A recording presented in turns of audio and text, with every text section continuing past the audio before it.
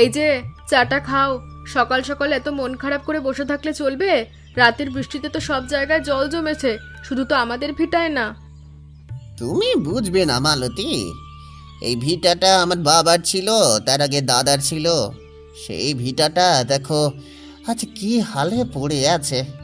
ভাঙা দেয়াল, আগাছায় ভরা মাটি, মনে হচ্ছে সব কিছু শেষ হয়ে গেছে।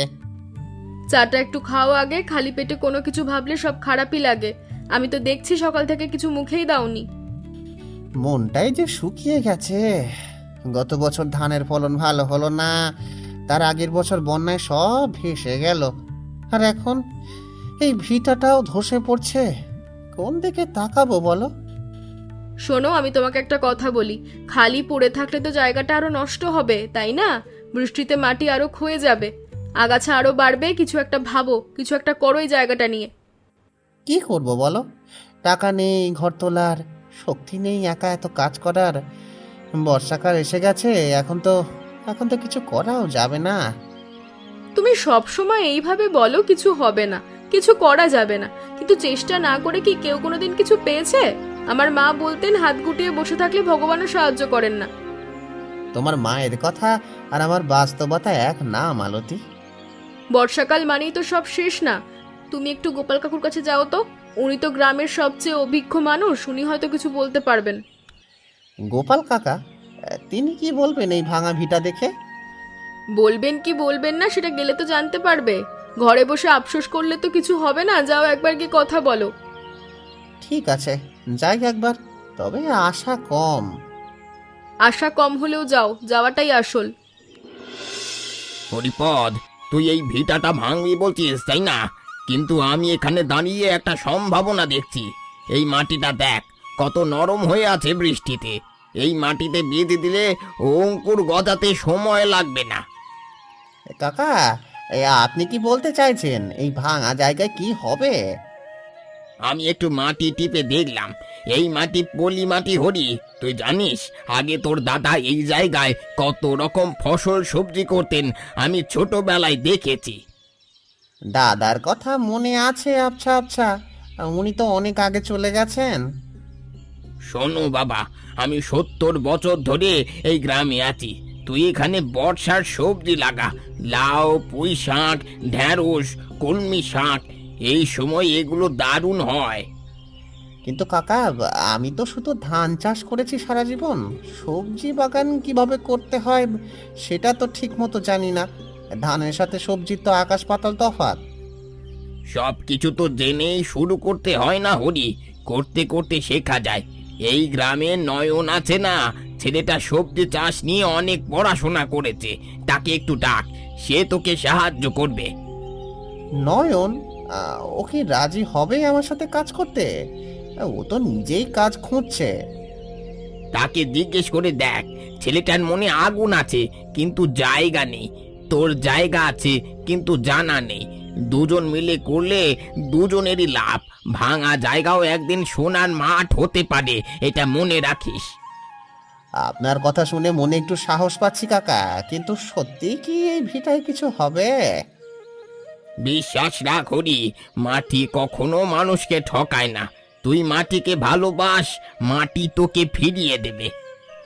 কাকা, আপনি বললেন বলেই ও শুনবে, আমার কথাও কবে শোনে? তা ঠিক, বউয়ের কথা শুনতে সব পুরুষেরই একটু সময় লাগে। হরিদা, গোপাল কাকা ঠিকই বলেছেন। এই জায়গাটা সবজি বাগানের জন্য একদম মানানসই। দেখো, এখানে জল জমছে ঠিকই, কিন্তু যদি আমরা উঁচু বেড বানাই তাহলে জল নিচে থাকবে আর গাছ উপরে থাকবে। উঁচু বেড? সেটা কিভাবে বানাবো?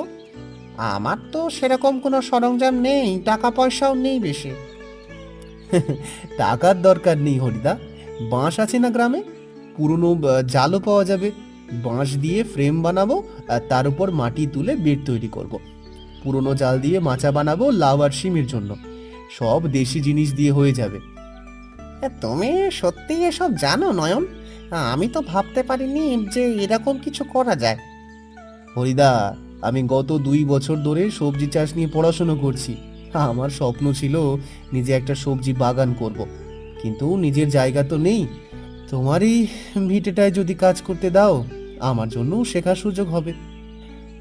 তুমি কাজ করতে চাও আমার সাথে? সত্যি বলছো? একদম সত্যি। আমরা দুজন মিলে এই ভিটাটাকে বদলে দেব হরিদা। তুমি শুধু রাজি হও, বাকিটা আমার উপর ছেড়ে দাও। আজকে বাঁশ কাটতে যাই আর কাল থেকে কাজ শুরু করব। কিন্তু নয়ন, তোমার তো নিজের সংসার চালাতে হয়। আমি তোমাকে কি দেবো এর বদলে? আমার হাতে তো কেমন কিছু নেই। হরিদা, সব কাজের বদলে টাকায় মাপতে হয় না। আমি শিখতে পারবো, অভিজ্ঞতা হবে, সেটাই তো অনেক।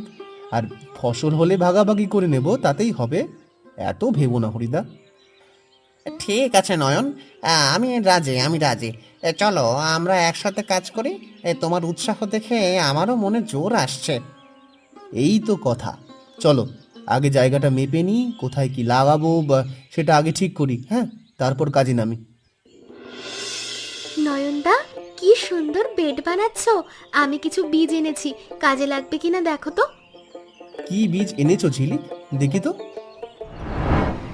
আমাদের বাড়ির লাউয়ের বীজ আর পুঁই শাকের বীজ। গত বছর আমাদের বাড়িতে এত লাউ হয়েছিল যে পাড়ার সবাইকে দিয়েও শেষ হয়নি। এই বীজগুলো আমি আলাদা করে রেখেছিলাম। আর পুঁই শাকের বীজটাও ভালো জাতের, গাঢ় সবুজ পাতা নয়, রান্না করলে দারুণ স্বাদ। সত্যি এত ভালো বীজ? তুমি তো দারুণ কাজ করেছো ঝিলিক। এগুলো এই বেডে লাগালে চমৎকার হবে। তোমাকে অনেক ধন্যবাদ। ধন্যবাদ না দিলেও চলবে, তবে একটা কথা বলি, গাছগুলো কিন্তু যত্ন চাই। শুধু কিন্তু বীজ লাগালেই হবে না, নিয়মিত দেখভাল করতে হবে। আমি আমাদের বাড়ির গাছগুলো প্রতিদিন সকালে দেখি কোনো হলুদ পাতা হচ্ছে কিনা, কোথাও পোকা লেগেছে কিনা। তোমার এত খেয়াল ঝিলিক, মেয়ে হয়ে গাছপালা নিয়ে এত ভাবো। হরিদা, গাছপালা নিয়ে ভাবতে মেয়ে পুরুষ লাগে না। আমার মা আমাকে ছোটবেলা থেকে শিখিয়েছেন, গাছ হলো নিঃশব্দ সন্তান, ওদের কথা বলার মুখ নেই, তাই আমাদেরই ওদের দিকে তাকাতে হয়। তুমি কি আমাদের সাথে কাজ করবে? তোমার তো গাছপালা নিয়ে অনেক অভিজ্ঞতা আছে। সবজি বাগানেও আমার আগ্রহ আছে, যদি তোমরা চাও আমি সাহায্য করতে পারি। বিশেষ করে চারা তৈরি আর রোপণের কাজ আমি ভালোই পারি। তাহলে তো খুব ভালোই হয়। তুমি আসো, আমাদের সাথে কাজ করো। যত বেশি হাত তত তাড়াতাড়ি কাজ হবে। ঠিক আছে হরিদা, আমি কাল থেকে কিছু চারা তৈরি করে আনবো। ঢেঁড়সের চারা আমি নিজে বানাবো, সেগুলো একটু বড় হলে এখানে লাগিয়ে দেব।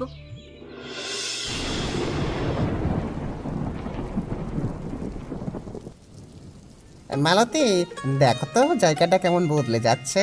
সেদিন যখন তুমি বলছিলে যে কিছু একটা করতে, তখন ভাবিনি এত সুন্দর হবে।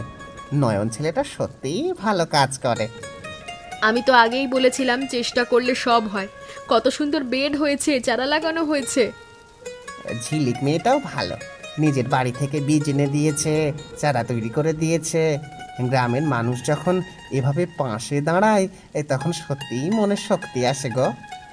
সেটাই তো, একা কোনো কাজ হয় না, সবাই মিলে করলেই কাজটা সুন্দর হয়। গোপাল কাকাও কাল এসে দেখে গেছেন, খুব খুশি হয়েছেন।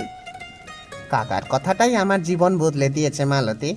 ভাঙা জায়গাও একদিন সোনার মাঠ হতে পারে, এই কথাটা আমি কোনোদিন ভুলবো না। জানো হরি, আজ সকালে যখন বেডের মাটিতে ছোট ছোট সবুজ চারা দেখলাম, মনটা ভরে গেল। মনে হলো এই চারাগুলোই আমার সন্তান, ওদের বড় হতে দেখব। তুমি এত সুন্দর করে বলো মালতী, আমি তো এভাবে ভাবতেই পারি না। আমি শুধু জানি হাত চালাতে আর কোদাল চালাতে।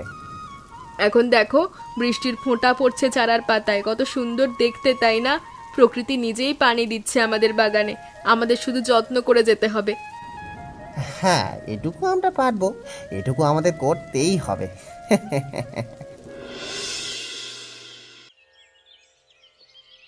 নয়নদা, এই চারাগুলো তুমি এদিকে লাগাচ্ছ কেন? পূর্ব দিকে লাগালে সকালে রোদ পাবে, গাছ অনেক ভালো হবে। ঢেঁড়সের জন্য তো রোদ দরকার। ঝিলিক, আমি ভেবে চিন্তে এদিকে লাগাচ্ছি। এদিকে মাটি বেশি উঁচু, পূর্ব দিকে মাটি নিচু। বৃষ্টিতে জল জমে গেলে গাছের গোড়া পচে যাবে। কিন্তু রোদ না পেলে ঢেঁড়স ভালো হবে না, এটা তো জানা কথা। আমি গাছপালা নিয়ে কাজ করি, এটুকু তো বুঝি। ছায়ায় রাখলে ফল কম ধরবে। আর আমি সবজি চাষ নিয়ে পড়াশোনা করেছি, সেটাও তো কিছু কম না। আমার মনে হয় আমার পদ্ধতিটাই ঠিক। বইয়ে পড়েছি জল জমলে ঢেঁড়সের শেকড় পচে, গাছ মরে যায়। বইয়ে যাই থাক, বাস্তবে তো দেখতে হবে। পূর্ব দিকের মাটি নিচু হলে সেটা একটু তুলে নিলেই তো হয়, কিন্তু ছায়ার সমস্যাটাও তো সমাধান করতে হবে না? তুমি বলছো মাটি তুলে নিতে? সে তো অনেক কাজ। এখন বর্ষায় আর মাটি তোলা যাবে? তোমার পদ্ধতি ঠিক হতে পারে, কিন্তু আমার কথাটাও একটু শোনো। আমি কি বাজে কথা বলছি? আমি বলিনি তুমি বাজে কথা বলছো, কিন্তু প্রতিটা বিষয়ে যদি তর্ক করো তাহলে কাজ এগোবে কিভাবে? আমি তর্ক করছি না নয়নদা, আমি শুধু আমার কথাটা বলছি। কিন্তু তোমার যদি মনে হয় আমি অযথা কথা বলছি, তাহলে আমি চুপ থাকি। দেখো ঝিলিক, আমি চাই না তুমি মন খারাপ করো, কিন্তু এখন চারা লাগানোর সময় পরে আবার আলোচনা করা যাবে, হ্যাঁ? ঠিক আছে, তোমার যেমন ইচ্ছে করো, আমি আর কিছু বলবো না। মালতী, এই দেখো কেমন বৃষ্টি হচ্ছে, বাগানের চারাগুলো বাঁচবে তো? বৃষ্টি একটু কমুক, তারপর দেখা যাবে। না মালতী, এ চারাগুলো যদি কাঠ হয়ে পড়ে তাহলে সব শেষ। একবার গিয়ে দেখে আসি, বৃষ্টিতে ভিজলে কি বা হবে, চারাগুলো তো বাঁচাতে হবে। তাহলে আমিও যাব তোমার সাথে, একা যেও না। ঠিক আছে, চলো তাহলে। দেখো, এদিকে চারাগুলো ঠিক আছে, কিন্তু ওদিকে কয়েকটা কাত হয়ে গেছে। চলো আমরা মাটি চাপা দিয়ে সোজা করে দিই। তুমি ঠিকই বলছো, চলো তাড়াতাড়ি করি। সকালে নয়নকে খবর দেব, ও এসে বাকিটা ঠিক করে দেবে। হরি, ওই পশ্চিম দিকের ঢ্যাঁড়সের চারাগুলো দেখো, বেশ কয়েকটা কাত হয়ে গেছে, মাটি ধুয়ে গেছে গোড়া থেকে। হ্যাঁ দেখছি, এদিকেই বেশি ক্ষতি হয়েছে মনে হচ্ছে। পূর্ব দিকের চারাগুলো তুলনায় ভালো আছে। দেখো হরি, বৃষ্টি তো আসবেই, বর্ষাকাল, এটা স্বাভাবিক। আমাদের শুধু ধৈর্য ধরতে হবে আর চেষ্টা চালিয়ে যেতে হবে। তোমার সাহস দেখে আমি অবাক হই মালতী, এত রাতে বৃষ্টিতে ভিজে তুমি কাজ করছো, একটু অভিযোগ নেই? অভিযোগ করে কি হবে? এই বাগানটা আমাদের দুজনের, তোমার পরিশ্রম আমার পরিশ্রম দুটোই আছে। শুনলাম রাতে বৃষ্টিতে কিছু চারা নষ্ট হয়েছে। কোন দিকে চারাগুলো বেশি ক্ষতি হয়েছে? কাকা, পশ্চিম দিকের ঢ্যাঁড়সের চারাগুলো সবচেয়ে বেশি ক্ষতি হয়েছে। পূর্ব দিকের চারাগুলো তুলনায় ভালো আছে। হুম, ঝিলিক বলেছিল না ওগুলো পূর্ব দিকে লাগাতে। পূর্ব দিকের মাটিটা একটু শক্ত, সেখানে হয়তো এত ক্ষতি হতো না। হ্যাঁ কাকা, ঝিলিক বলেছিল, কিন্তু আমি নিজের কথাটাই ঠিক মনে করেছিলাম। এখন মনে হচ্ছে ওর কথাটাও শোনা উচিত ছিল। নয়ন, তোর কথাটাও পুরো ভুল ছিল না। পানি জমার বিষয়টা তুই ঠিকই ধরেছিলি, কিন্তু সমস্যাটা হলো তুই ঝিলিকের কথা শুনতে চাসনি। দুজনের কথা মিলিয়ে একটা ভালো সিদ্ধান্ত নেওয়া যেত। আপনি ঠিক বলেছেন কাকা। আমি ঝিলিকের সাথে তর্ক করে ভুল করেছি। ওর অভিজ্ঞতাকে আমার সম্মান করা উচিত ছিল। দেখো বাবা, গাছের মতো মানুষেরও পাশে দাঁড়াতে হয়। গাছ একা বাড়ে না, তার জন্য মাটি লাগে, জল লাগে, রোদ লাগে। তেমনি মানুষও একা সব পারে না। কাকা, আমি এখনই যাচ্ছি। এটা বোঝাটাই আসল শিক্ষা নয়ন। ভুল সবাই করে, কিন্তু ভুল থেকে যে শেখে সেই আসল জ্ঞানী। ঝিলিকের সাথে একটু কথা বল, ও নিশ্চয়ই মন খারাপ করে আছে। আরে শোন, যাওয়ার আগে একটা কথা মনে রাখিস, মানুষের মন গাছের চারার মতো, একটু অবহেলায় নুয়ে পড়ে, আবার একটু যত্নে সোজা হয়ে দাঁড়ায়। ঝিলিক, সেদিন আমি তোমার কথা না শুনে বড় ভুল করছি গো। তুমি ঠিকই বলেছিলে, পশ্চিম দিকে চারা লাগানো উচিত হয়নি। নয়নদা, আমিও তোমার কাছে একটা কথা বলবো। আমিও সেদিন একটু বেশি জেদ করে ফেলেছিলাম, তোমার কথাটাও পুরো শোনা উচিত ছিল। তাহলে আমরা দুজনে একটু ভুল করেছি, তাই না? গোপাল কাকা ঠিকই বলেছেন, তর্ক না করে আলোচনা করে কাজ করা উচিত। হ্যাঁ, কাকা সবসময় ঠিক কথাই বলেন। উনি জীবনে তো অনেক কিছু দেখেছেন, তাই ওনার কথার ওজন আছে। এখন কি করা যায় বলো? আমি নতুন চারা তৈরি করেছি, তুমি কি আমার সাথে এসে লাগাতে সাহায্য করবে? আমি একটু পূর্ব দিকের মাটি তুলে উঁচু করে দেব, তাহলে জল জমবে না আর রোদও পাবে। তোমার কি মনে হয়? এটা তো চমৎকার আইডিয়া। দুজনের কথা মেলালে দেখো কত সুন্দর সমাধান বের হয়। আমি তো একা এটা ভাবতেই পারিনি। আমিও পারিনি, তাই তো বলছি একসাথে ভাবলে ভালো হয়। অবশ্যই যাব, চলো আজকেই মাচাটা নতুন করে বাঁধি। বৃষ্টিতে পুরনো মাচাটা নড়ে গেছে, আমি বাঁশের গিঁটটা ধরে আমার মা শিখিয়েছেন। তুমি বাঁশের গিঁট বাঁধতে পারো? সেটা তো দারুণ। আমি যতবার চেষ্টা করি গিঁট ঢিলা হয়ে যায়। আমি শিখিয়ে দেব তোমাকে, কিচ্ছু কঠিন না, একটু কৌশল জানলেই হয়। চলো দেরি না করে কাজে লাগি। হরি দেখো একবার, এই সেই ভাঙা ভিটা যেটা দেখে তুমি মাথায় হাত দিয়ে বসেছিলে, আজ দেখো কেমন সবুজে ভরে গেছে। সত্যিই মালতী, চোখ বোঝা যদি কেউ এখানে এনে দাঁড় করায় চিনতেই পারবে না এটা সেই ভাঙা ভিটা। ঝিলিকের দেওয়া বীজগুলো সত্যিই ভালো জাতের। আর নয়ন ছেলেটা কত পরিশ্রম করেছে, গোপাল কাকার পরামর্শ না পেলে আমরা হয়তো এই কাজটা শুরুই করতাম না। ঠিকই বলেছ, একটা মানুষের পরামর্শ, আরেকজনের বীজ আর আরেকজনের পরিশ্রম, সবাই মিলে এই বাগানটা তৈরি হয়েছে। আমি আজ বুঝতে পারছি একা কোনো কাজ করা যায় না। এই বাগানটা শুধু সবজি দিচ্ছে না হরি, মনেও একটা শান্তি দিচ্ছে। সন্ধ্যায় এখানে এসে দাঁড়ালে সব ক্লান্তি দূর হয়ে যায়। একদম ঠিক বলেছ, আগে সন্ধ্যায় ঘরের সামনে বসে মনমরা হয়ে থাকতাম, এখন সন্ধ্যায় বাগানে একটু ঘুরে আসি, গাছগুলো দেখে মনটা ভালো হয়ে যায়।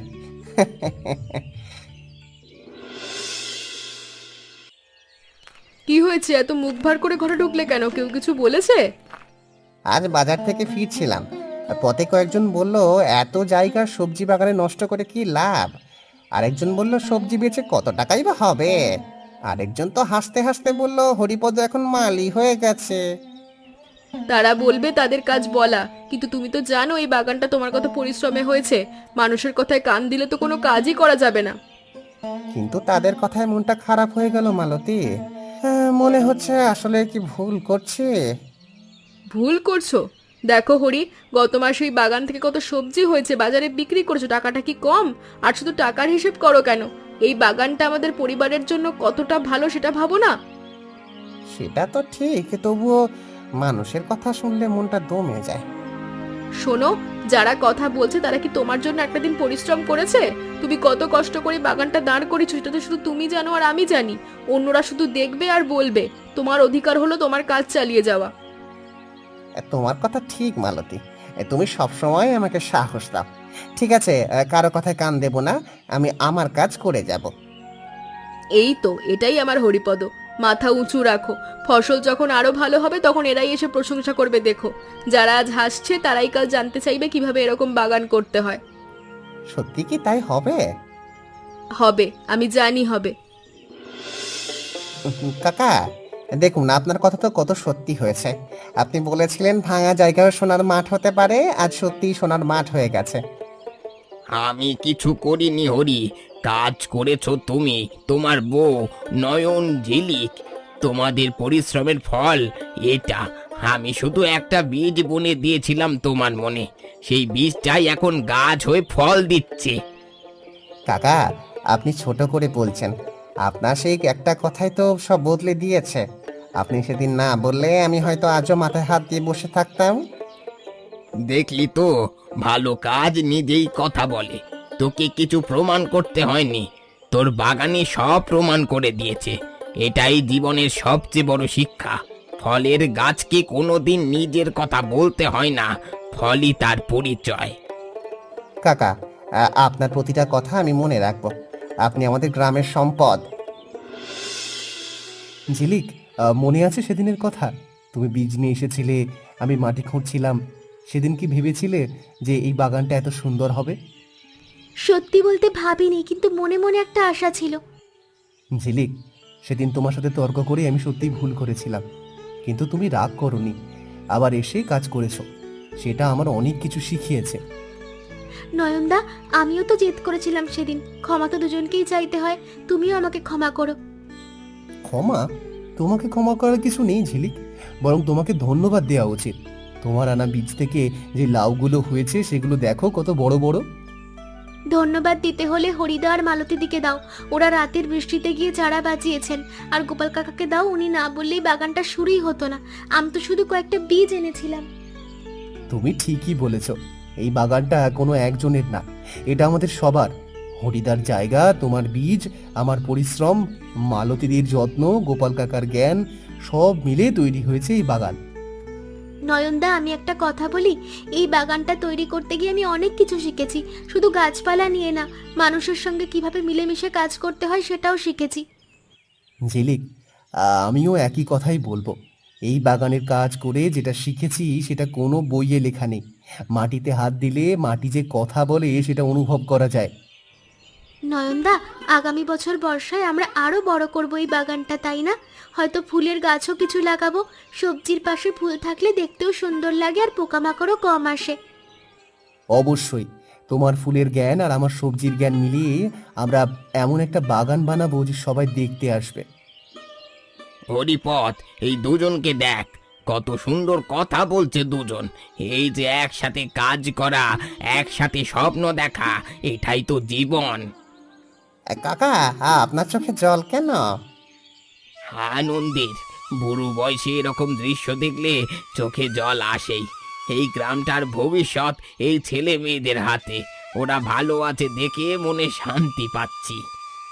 কাকা, আপনি না থাকলে তো এই বাগানটাই হতো না। আপনার সেই একটাই কথা সব কিছু বদলে দিল। মালতী, তুই না বললি হরিপদ আমার কাছে আসতোই না? তুই তো আসল কারিগর। ঘরের পেছনে থেকে যে মানুষটা সব সামলায়, তাকেই তো সবচেয়ে বেশি ধন্যবাদ দেওয়া উচিত। কাকা, আপনি যেটা বলতে পারছেন সেটা আমি কোনোদিন মুখে বলতে পারি না, তবে মালতী জানে আমি ওকে ছাড়া এক পাও চলতে পারি না। এত কথা থাক, চলো সবাই মিলে চা খাই। বুঝলি, জীবনে কোনো কিছুই ফেলনা না হরি। ভাঙা জিনিসও জোড়া দেওয়া যায়, পতিত জমিতেও ফসল ফলানো যায়। শুধু দরকার একটু বিশ্বাস, একটু ধৈর্য আর একটু ভালোবাসা। তোমরা সেটাই প্রমাণ করেছো। কাকা, আপনার আশীর্বাদ সব সময় আমাদের উপর রাখবেন। আমার আশীর্বাদ সব সময় আছে মা। তোমরা ভালো থাকো, সুখে থাকো। এই বাগানটা যেমন সবুজ আছে, তোমাদের জীবনও তেমনই সবুজ থাকুক।